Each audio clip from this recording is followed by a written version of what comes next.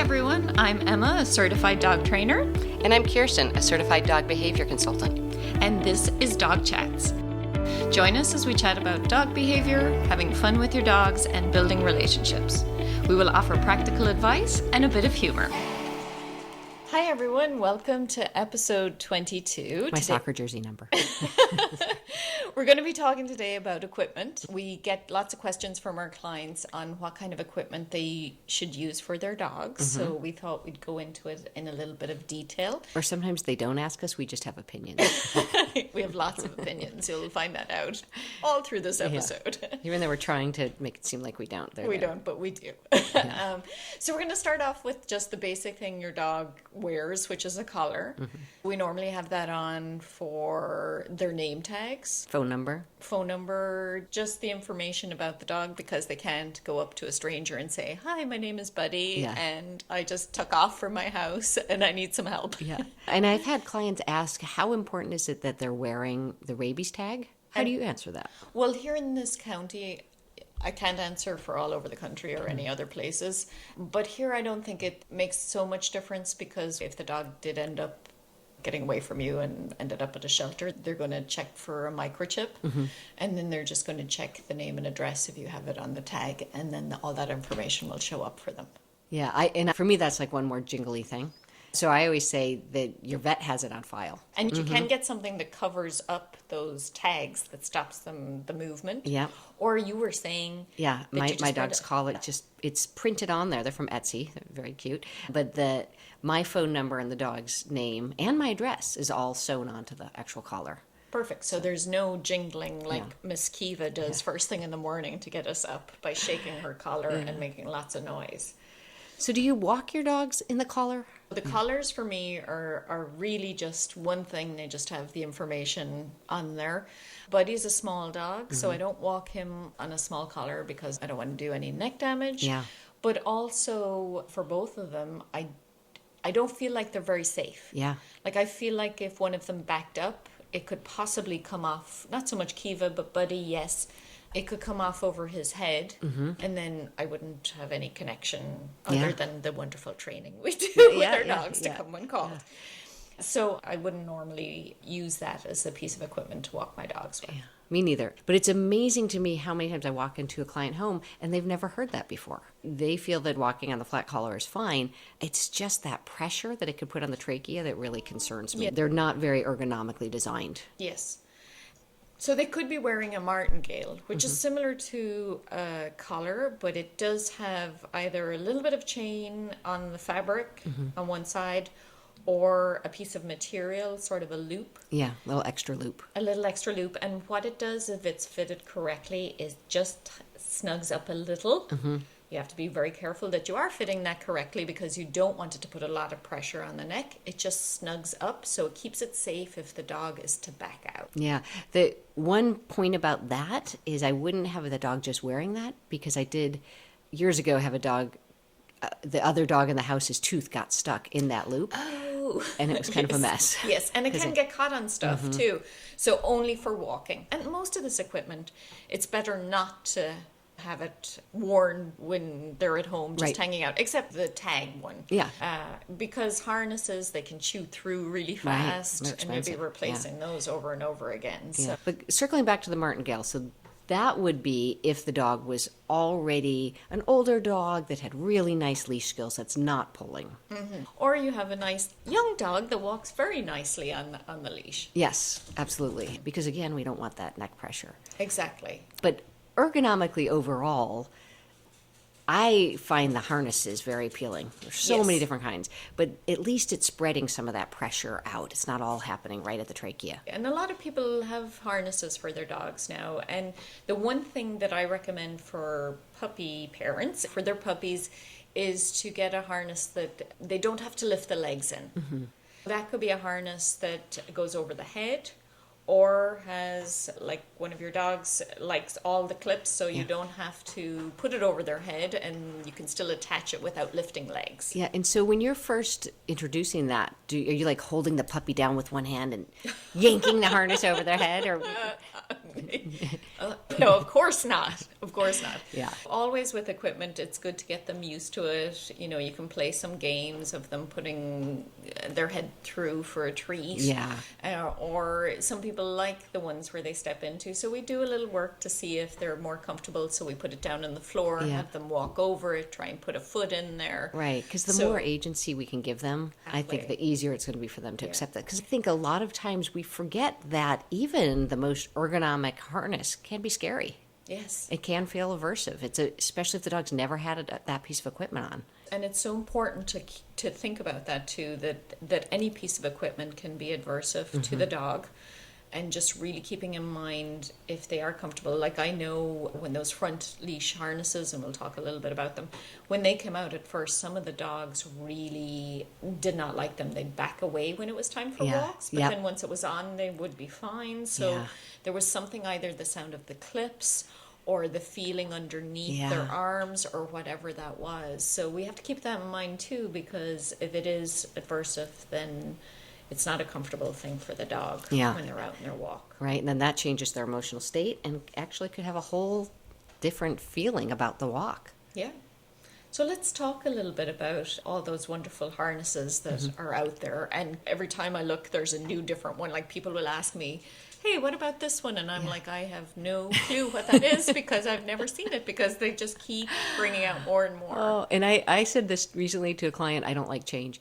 I like my dogs. Like there's people I think who get new harnesses all the time. I have a really hard time. I'm kind of like stodgy with trying new brands, and I just tried a new brand because somebody was really bugging me, and I love it. Yeah. So keep an open mind. Yeah, keep an open mind. Look at what it does, how it adjusts.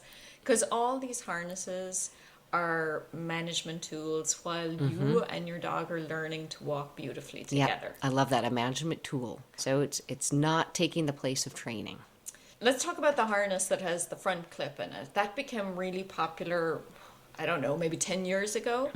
And it gave lots of ways to move the dog a little easier in Yeah. different directions. There's been some back and forth research as to whether it's allowing the full movement of the dog's front legs, or Right. does that put pressure on the back? And it's still sort of going back and forth with that. But it is a nice tool, and there's some equipment now that has more like a Y shape Yep. in the front of the chest of the dog that still has that front clip. Yeah, you know what's fascinating to me is I feel like, why is it that all of that stuff always happens in Europe, and we're so behind? You know, it's like the first harnesses that I saw like that were British trainers, and I was baffled by the shape of that harness. And then 5 years later, it comes out, well, that harness is so much more ergonomic.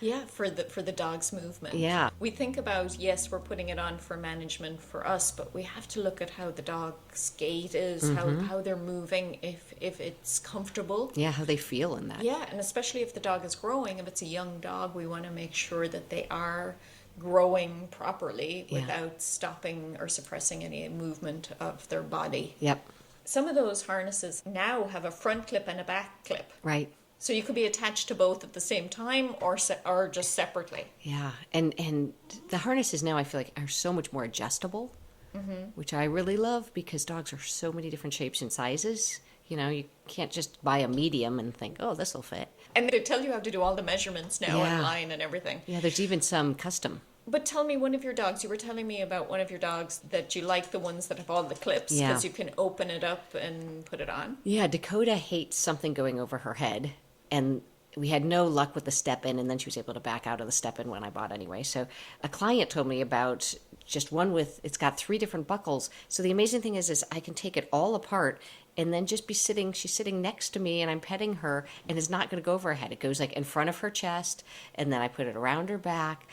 And I also think that company's using very quiet buckles, which for her, the buckle click was a big trigger. Yes, yes. When I worked at the shelter, it was one thing I would always say to the volunteers, please put your Yep. hand behind the clip. Such Because good if you advice. catch the hair Yeah. in there once, that Yeah. dog is going to go, Yeah. never again, I'm never putting that back on. Yeah, and it hurts because I've actually pinched my finger sometimes. That's a really good point. I remember learning that at the shelter too. And I love that, all those clips, except we need, as humans, we need a little bit of learning with that. Yeah, Because you're like, which clip goes into which, and is Yeah. this right? right, and you can end up putting it on upside down and Yeah. all sorts of things. So. Emma and I are going to do some instructional Instagram videos. The equipment, what it looks like, how to get it on and off. Absolutely, we'll do that over the next month, so keep an eye on that. So let's talk about the car harness.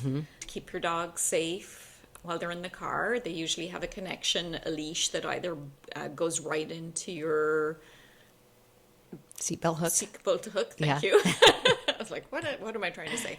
Test those out too. Really important to do your research on all of this, but those car seat ones, do your research on them. The safety for your dog in your car, it's really hard unless you get one of those kennels that's like built like a machine. Yeah. You know what I mean? Yeah. For safety, but at least you can do your best that if that's the way you want your dog to ride in the car, that you do make sure that it's a good one that has good reviews on Yeah. its safety. And then, there's all different sorts of harnesses just for small dogs that might not affect whether if they're not pulling, it's just more comfortable. But you wouldn't want to put one of those on a big, strong dog and clip it to the back. So, Yeah. that's what we're thinking about, where you're going to clip it. And then there's a running harness, and that's something you use, which I think is fascinating. Yeah. So that's Mick's harness has actually lasted 10 years.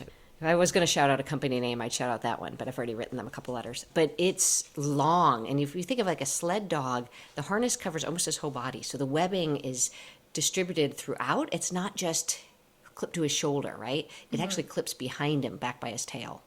So that when he's pulling, that weight is distributed because he's pulling me. I'm not kidding.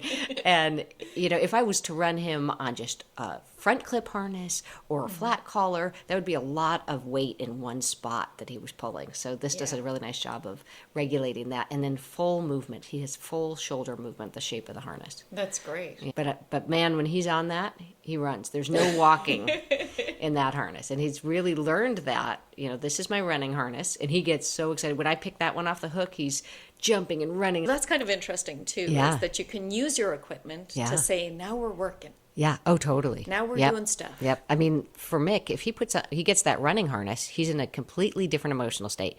He knows he doesn't have to heel. In fact, I don't want him to heel. I'll Yeah. trip over him. But then I put on his head harness when we go for a neighborhood walk, which is very different, and he knows he's not running in that. And it's a whole different game. So let's explain that, the headgear Yeah. and what they look like. Yeah, there's so many different ones right now. Yes. Because I just had a client do some research, and I'm amazed.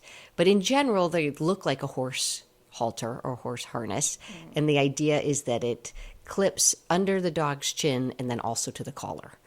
So you have control of the dog because you have the front of their face. So it goes over the muzzle and around under the chin, and then there's a piece that goes right up behind the ears. Yeah, too bad I'm not videoing you And right now. clips, because I'm a doing stiff- all emotions. I know this is a hard episode to do because we can't visually show you. We're doing all the hand movements, but that one is good for having control of the head. But you really have to know how to use that properly. Yep. Yeah. So there should be a U shape in the leash at all times. And when you're moving the dog, like you want to turn that head, it should not be a direct pull of that leash back. Right. Yeah. Yeah, no corrections. And then also if you just have a young dog that's going to be lunging a lot, they can damage their Neck, yeah. So So there is uses for it. I have to say that any dog of my own that I've tried it with has absolutely hated it. And I use it less and less, but I know that there's some dogs that you work with that you do find it effective for. it's the safest way for that owner to be able to hold the dog and turn them if they need to. So if I've got the risk of a dog potentially getting injured by doing a lunge or getting away from the owner and hurting a dog or a person, I'm weighing and measuring all that. Yeah, so that can be useful for certain dogs. And I will say, I know a couple of years ago, vets were very opposed to them.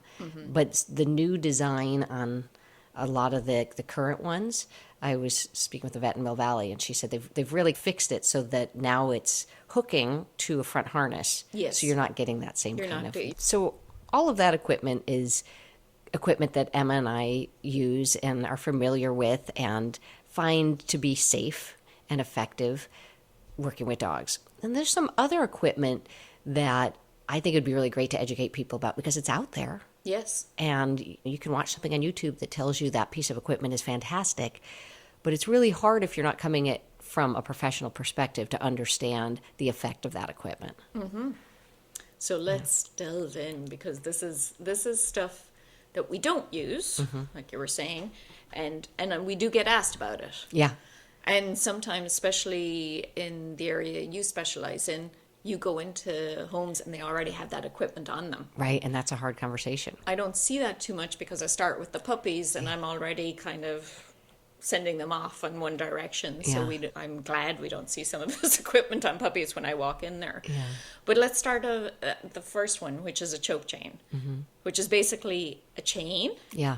that has a loop that the chain goes into a P shape around the dog's neck, and then up to you're attaching it to a leash. Yeah. And when the dog does something you don't like, you tighten up on that. That's even uncomfortable for me to say, to be honest. Yeah. And then when the dog is doing the right thing, it loosens. Yeah. So that's its purpose. Well, and that you don't see those often. I don't see Yeah. them often because dogs literally can die if they have a collapsed trachea. Yeah. We're not going to get into too much detail today as to how the training works for this. Yeah. We will in the next episode. Yeah. This episode, we just want to explain what the pieces of equipment are. Yeah. And we're going to talk a little bit of how they work, Yeah. just so you're familiar with them. So that's the choke chain. The next one that you see quite a bit is a prong or a pinch collar.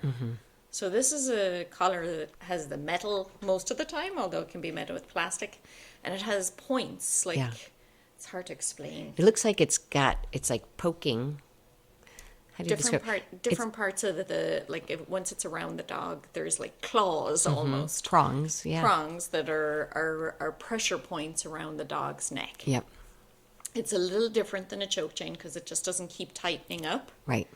It has a stop, but it's still pressuring around the dog's neck.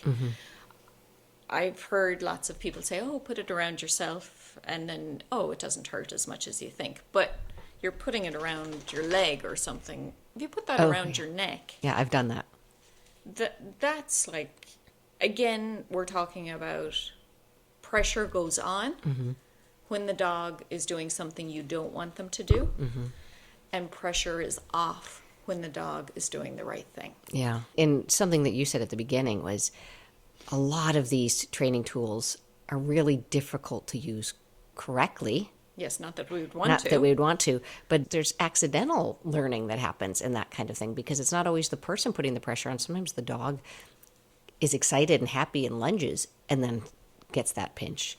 So lots of levels to the different effects that can have. Yeah, and let's just talk about it a little bit because I know we're gearing up for our next episode to really talk about the types of training that are out there, but a little bit about the emotional state of a dog when that pressure goes on and how could it even affect the dog if they saw another dog and then the pressure went on every time they saw another dog. Yeah. Yeah. That's not going to make me want to see another dog if I'm that dog. Exactly. Or even them shutting down.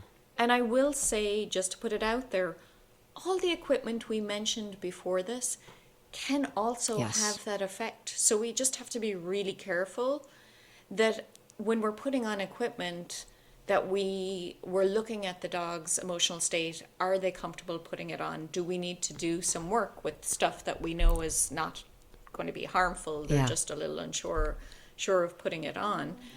But he's having a little grumble under the table right now telling us, yes, please do that.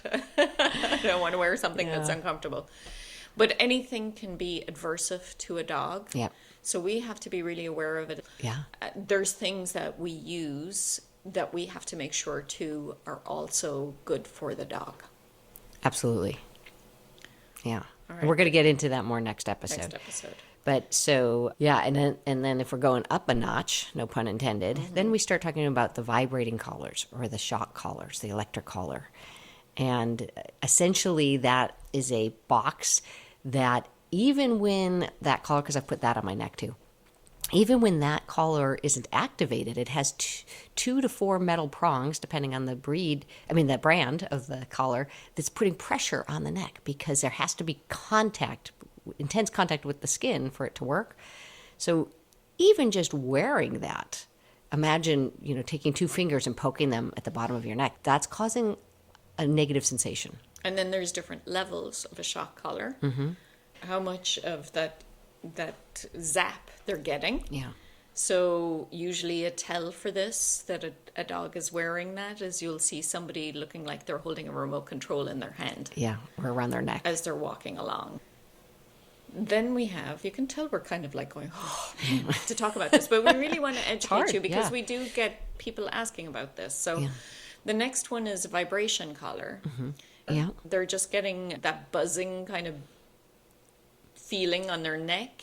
Again, anytime they do something, like they bark at something in the backyard maybe, and it can shut them down rather than really figuring it out. And my experience is it only works for a short time, because then they just learn to recognize, oh, that's what that is. And so a lot of these pieces of equipment start with that vibration. People start with vibration and have no intention of giving their dog a shock. But that vibration, they override the vibration, right? It stops working. So then they're like, well, we're just going to do low-level shock. And you have this whole range on the collars that I think a lot of people don't intend to use. But just the nature of learning is the dog is shut down. Initially, it stops the behavior. But it only works for so long. Yeah. And there's also a citronella collar, which a lot of people used to use for barking. Honestly, many years ago, I did. I actually have one in front of me here just as like a relic from past training. And I used it on a past dog, and what happened was he just barked right through it. Yeah. And the other dog is the one that got frightened of the citronella collar. Yeah. So there was a fallout for the dog that didn't even bark. And then along those lines, there's the collar that beeps. I've seen a couple of my clients have their dogs wearing the beeping, and it's a high pitch, and in their mind, that's not aversive. But if you think about a dog when they hear a smoke alarm, for dogs, a high pitched sound can actually be very irritating and agitating. And if they can't get away from that because it's on their neck. Kiva hates the fire alarm, and everybody knows the fire alarm, the battery goes dead in the middle of the night. It's always the case, right? But I think if she got that, a beeping noise while I was with her, she probably would run away from me. Yeah. Because she'd just want to get away from it. And then you can imagine if it kept beeping. Yeah. She'd just keep trying to move away from it. Yeah. And then the brain is like somewhere else. Exactly. It's just in fear. It's in fear. And they make something like this, like it can look like a birdhouse or a seashell that emits a high-pitched noise for your yard. So your dog's not wearing it, it's out in the yard. But I know a client the neighbors got it for her dog, and then her dog wouldn't even go out in the yard anymore because it was just, attaching those triggers. And you do get people saying, oh, it works. And yes, it does work, right? If we look at it that way, these things work. It might stop the symptom. But are we shutting down? And are we not seeing something that's still there? Yeah. But it's just being covered up. Yeah. So that's important for us in the way that we work with dogs. Is we want to see what's going on. We don't want them to. We don't want to see them going out and going crazy, but we don't want to suppress. Right. Because where's that going to go? Yeah. If we're just masking that symptom, and the dog is still feeling that way, there's going to be fallout somewhere else. Yeah. Right. Yeah. Yeah. So let's get back to some of the other stuff that we use. If you're still with us. So let's talk about leashes, right? Yeah. So that's what keeps us connected to our dogs. Yeah. I always tell people that leash is just there for safety. You shouldn't depend on it for the connection between both of you. Yeah. Right? Yeah. So obviously a 6-foot leash is like kind of the norm. That's what we have with our dogs, and that can be just a plain old leash, whatever colors and all the beautiful stuff that they can have on leashes. So that's kind of the basic. I have 8-foot leashes. 8-foot leashes, and talk a little bit about that, because I see people with 4 feet, and I'm like, oh, let's give the dog 6. Right? Yeah. I learned this from another trainer, but just to give them a little bit of space that it can really help with loose leash walking, believe it or Absolutely. not. I know it's so ironic that sometimes those really short leashes, the dogs are in a constant state of pulling and they don't ever have that feeling of being away from the person and then coming back and having the ability to walk without that tension on the Yes. leash. Yeah, for me, I live out in the country. So the 8-foot leash just gives them a little bit more space to sniff and move. Yeah. If I was in a place with a lot of traffic or an urban area, Yeah, then 6 foot, 6. because you don't want them going off into Right. the road. So, yeah. So I think at least a 6 foot leash is a good one. yeah. How do you feel about retractable leashes? The flexi lead. For the longest time, I was like, no. And now there's times where I like it, right? So the flexi leash or the retractable leash is one of those pieces that has a huge piece of equipment, a Yeah. hardware at the top, and then the rope, I guess, is the best way. It's not like a normal leash. It goes out Yeah. and you can lock it, or you can pull it in and lock it to whatever length you want. Yeah. And honestly, the reasons why I said no is because I've seen a dog where the person's dropped it and the dog gets scared and gets dragged behind them and they keep going. Yeah. I've been knocked on my back with them. Like my last dog went the full length of it and then saw something behind me and went the full length back and got knocked on my back. And then, we used to always say if your dog is reactive, not the best, because every time you see a dog, you pull in. So then the dog associates it with Yeah. it. But recently, I've kind of liked it if the dog is mellow and it gives them that opportunity to go out Yeah. and come back in and go out and come back in. So I'm mixed about that. Yeah, I feel good about small dogs in them, and I think the dog gets so much more exercise. Where I worry is the big dog, because I used to use them in the 90s with my labs. You can't necessarily pull it in the way you can with a long line, right? Yes. So the way you get your dog is running towards them to shorten the leash and then locking it. And my nervous lab, McKegney, if I was like all of a sudden running towards her with the leash, she just kept running. So it felt like there was not a way to bring her back to me, Again, yes. So I would rather people use the cotton long line or Yes. but for a lot of people who aren't dog trainers, that feels like a lot of material. It does. And they worry about their dog getting wrapped up in it. So I understand. I'm open about it all. I worry a little bit about the flexi getting wrapped around legs and dogs also. Yes, and it can give you like rope burn and stuff Yeah, like that. I've had it. And it can break. Yeah. That's the other big thing. If You the don't dog know. goes the full length of Yeah. it can actually snap and break. So it really depends on the dog. Yeah. I have to say. Yeah. I'm still mixed about it. I'm mixed too. And it depends on where the person's walking. Are they hiking versus, Yeah. walking by cars? And Yeah, and the dog, as to if they're just a mellow dog and it just allows them to go in and out, they Yeah. don't mind passing other dogs. Yeah, right. There's a lot to it, but it's just something to think about that it could not be good for you, but not for the dog either. Yeah. That just makes me think of one of the things I often say is whatever piece of equipment you've chosen to use for your dog, that's your decision, right? But if I see a piece of equipment that I maybe don't agree with or I don't feel comfortable working with the dog in that piece of equipment, that's where I will suggest and say, hey, can we try this Yeah. instead and just see how it goes? But I'm also not going to shame someone for their equipment. Instead, I'm going to educate you. I know you too. Yeah. Because sometimes we go in there and that's how they can manage their dog, and we have to help them figure out a different way. Yeah. And that sometimes can take a little bit of time. So we don't go in there saying, oh my goodness, what were you thinking? Yeah. It's more like, let us help you. Right. It's so hard for some people who've had a couple different trainers and they have all this different equipment. And Yes. then they say to me, every new person's telling me to try Do something, something do different. something different, Yeah, and yeah. you have to empathize with people. Of course. There's not, here's the guidebook on equipment for dogs, gold standard, FDA approved. Yes, this is what we all do. There's 2 other leashes. There's a slip leash.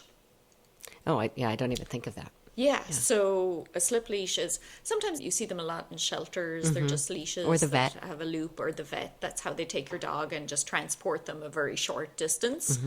And they can be useful for that. Yeah. But out walking, no. Well, because it's like you were talking about the choke collar, it just doesn't loosen, right? I mean, it can just keep going tighter and tighter and tighter. So Yes. there can actually be a collapsed trachea. So if you see them at the vet's office or you see them at a shelter Or the groomers, I think. or the Yeah. groomers, it's just to move the dog a short distance. If you're thinking about using it for out walking, you don't want to do that. Yeah. Some of them have a stop where it doesn't get tighter, but most of them, it just gets tighter. You don't want to use that. Plus, I've seen dogs get out of those. Yeah, if it loosens. If it loosens as well. And a long line, I know there's probably different names for this too, but a long line is just a really long lead. It can be 30 feet. Yeah. And one of the things that needs, if you're going to use that with your dog, it's fabulous for starting your recalls, when called. It's great for walks where you just want your dog to be out exploring Yep. and you want to be able to do it safely. It definitely takes some training on the people's part because you don't want it to get under your legs. Yeah. You don't want to get rope burn Yep. from it. There's a lot of mechanics for the person to learn on how to reel it in, have Right. it go out, and stuff like that. Yeah. For me, that's one of my favorite training tools to push people to the next step, whether it's they've never let their dog off leash, so they're going to be using that and then doing check-ins, and then you can even drop it.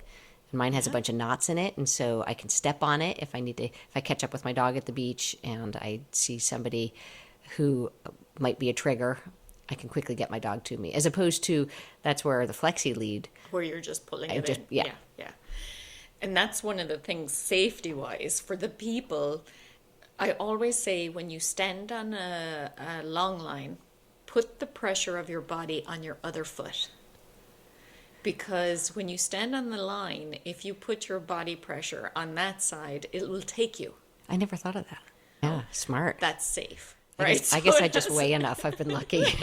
I like the knots in it because that's kind of areas where you can kind of pull back. If you're putting it on a dog, you want to make sure it's not on a flat collar. You Yes. want to put it on a harness, maybe on a side clip of a harness, Yeah. so you're not throwing the dog. Right. That's like the torque, right? Just yeah, because yeah. the more distance we have, if the dog does a sudden run and then there's a stop point, they're going Yeah, to feel you that don't more. want And, it- and you yeah. feel it more. And in fact, I can't even believe this. When I started, I was using a 50-foot long line with a dog. There's no way I could hold a running dog on a 50-foot long line anymore. That was Yes. when I was young.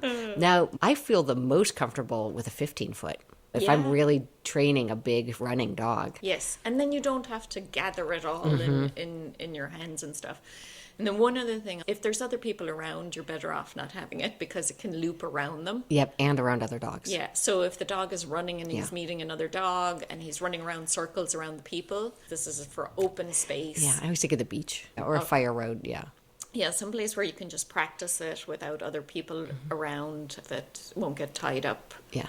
in it. So, but really nice piece of equipment. Yeah. Lots of options. So one other piece of equipment we were going to talk about too is a muzzle. And a lot of people are kind of like, oh, a muzzle, it's all these things like, oh my goodness, I would never put a muzzle on my dog. He doesn't need it. Or what will people think of me if my dog's in a muzzle? In a muzzle. So I have to tell you, both my dogs know how to wear muzzles because during COVID, I wanted Kiva to have that muzzle on when she went into the vet's office because I knew they would have to put one on her. Yeah. So I wanted to set her up for success where that was one less thing that she would be stressed by Yep. because she already would know how to put it on. I'd put it on her before she went into the vet.